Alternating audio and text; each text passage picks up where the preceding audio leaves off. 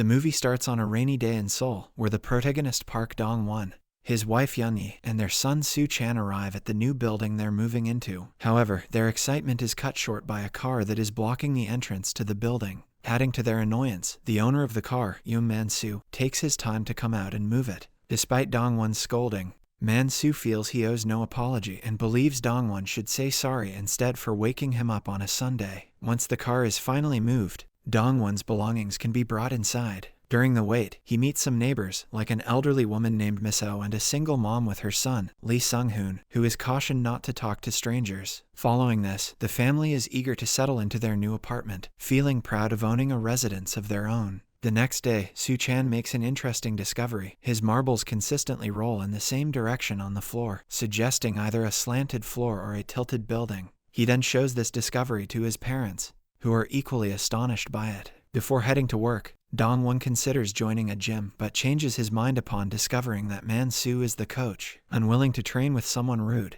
he leaves after casually asking about the possibility of their building being tilted, but Man-soo hasn't noticed anything unusual. At the office, Dong-won researches tilted buildings and the neighborhood on the internet. In the meantime, his coworkers congratulate him on his new home, but express concerns about the location. It is revealed that Dong-won's home sits upon a now ruined industrial complex and a car waste plan. Dong-won assures them that those are things of the past, and the neighborhood is now eco-friendly. Despite the worries, Dong-won invites his coworkers to visit his apartment and boasts about its charm. The following day, the family heads out to get their picture taken, but Dong-won's mood sours when he encounters Man-soo again. It turns out that while Man-soo occasionally helps at his sister's gym, his real job is in photography. After the photo session, they decide to treat themselves to a nice dinner at a fancy restaurant. Knowing that Dong-won has been drinking wine, they opt for a cab rather than risk him driving. To his frustration, Man-soo, who also works as a part-time cab driver, ends up being their driver, further aggravating Dong-won. The next day, the protagonist's coworkers try to buy him a gift for his new house, but he prefers to take the money and choose something himself. He ends up splurging on an expensive rocking chair, which he refuses to share with his son. That night, heavy rainfall begins affecting the building's foundation,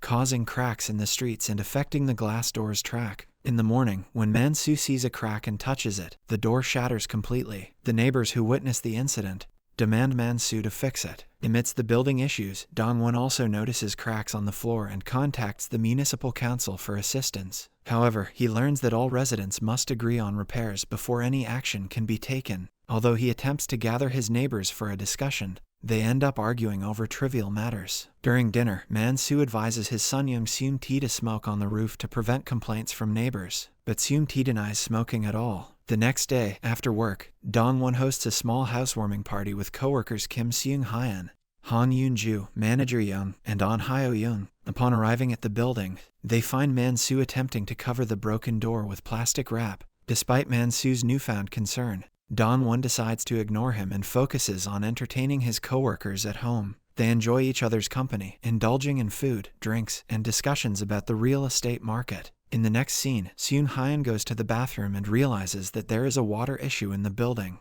Meanwhile, Dong-won notices that manager Young isn't drinking because he has to drive. To remedy the situation and allow everyone to enjoy the evening, Dong-won calls Man-soo to be their designated driver, giving manager Young the freedom to drink. Hyo-young, however, is not thrilled by this delay and expresses her eagerness to leave. When Dong-won catches her whispering to manager Young, he realizes that they are romantically involved. Despite Hyo-young's denial, manager Young admits their love for each other, leaving Seung-hyun heartbroken, as he had a crush on Hyo-young. This revelation leads to Hyo-young leaving in an upset mood, with Young following her out. Man-soo offers to take Seung-hyun and Yoon-ju home, but Dong-won is shocked by the exorbitant fare and invites them to spend the night instead. The next morning, while Dong-won's wife, Young-yi, goes grocery shopping with Soo-chan, she realizes she forgot her trolley. Unable to reach her husband, she tells Soo-chan to go back to retrieve it. At the same time, when Seung-hyun rushes out of the building for an important appointment, he realizes he forgot his bag. He then returns to retrieve it and finds a sleeping Yoon-ju. Hurriedly, he hops back to his cab only to discover the driver talking on the phone,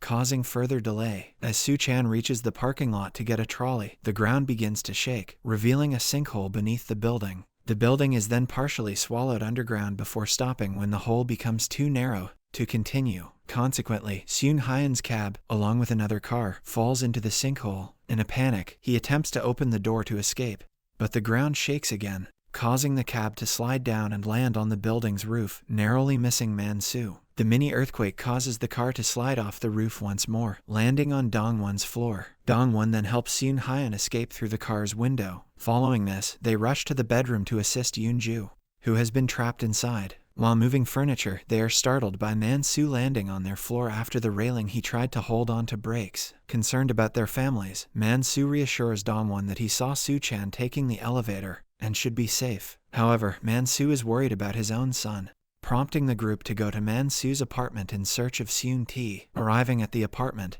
the group notices a pair of missing shoes, leading Man-soo to believe that Seung-tae is safe. The missing shoes suggest he was out of the building when the incident occurred. Following the incident, the group heads to the roof in an attempt to use their cell phones to call for help. Unfortunately, there's no signal, and shouting goes unheard by people on the streets. It is at this moment that they receive a response from Seung-tae, who is trapped behind the debris. The group works together to clear the debris and free him. Seung-tae, having watched survival shows on YouTube, advises them to collect supplies and find a way to signal their presence to let rescuers know they are alive. Meanwhile, a rescue team is already at work, but the situation becomes even more daunting as explosions occur around the sinkhole. Attempts to send rescuers down the sinkhole are hindered by the constant ground shaking, putting them in danger. Due to the escalating hazards, all residents, including Young-hee and Sung-hoon's mother, who were out of the building at the time of the incident, are evacuated on a bus. Back in the building, Dong-won apologizes to his co-workers for putting them in danger by making them stay over. Furthermore, he is saddened to discover that his cherished chair has broken during the earthquake. As night falls and rain starts pouring down, the group lights up a fire to stay warm while eating. In the morning, with the rain gone, rescuers attempt to send a drone down the sinkhole. Sadly, it loses signal and falls onto the building's roof. The survivors are thrilled to find it and start talking to it, hoping it will record their messages. However, a part of the building's wall crumbles at that moment, and the roof tilts severely. Everyone manages to secure themselves except for Seung Hyan, who is on the verge of sliding off. Taking a risk, Yoon-ju climbs, dodging rolling rocks, and grabs a wire, which she throws to Seung Hyan. With the combined efforts of Man-soo and Dong-won, they pull the wire, rescuing Seung Hyan. In this intense moment, as Seung Hyan's eyes meet Yoon-ju's, they share a special connection, as if seeing each other for the first time again. Suddenly, the wire accidentally loosens, causing Man-soo to fall into a pool of thick, muddy water. The group manages to hold on to each other, but Man-soo starts drowning. His son, Seung-tae, jumps in to rescue him but also begins to struggle in the mud. Thankfully, Dong-won breaks a window in one of the bedrooms, allowing mud to flow inside and bring both father and son with it. While the group helps Man-soo and Seung-tae, the drone finally reactivates and flies out of the hole, delivering news of the survivors to the rescuers. Young-hee is relieved to see her husband is fine, but her worry for her son persists. Sung-hoon's mother shares the same concern. In the meantime, the rescuers recall Young-hee mentioning Soo-chan had her phone, and they track it to discover that the boy is somewhere in the building. Soon after, the TV newscast spread the news of the newly found survivors. Back in the apartment, Man-soo expresses gratitude to Dong-won for saving him and his son. Meanwhile, Seung Hyan tries to comfort Yoon-ju, who is preoccupied with the thoughts of her parents and their unawareness of her survival. To pass the time and lift spirits, they take a selfie together. Seung Hyan is surprised by the newfound closeness he feels with Yoon-ju at this moment. Soon after, the group receives a pleasant surprise. The rescuers have sent down supply packages using small parachutes. The packages include flashlights, food, oxygen,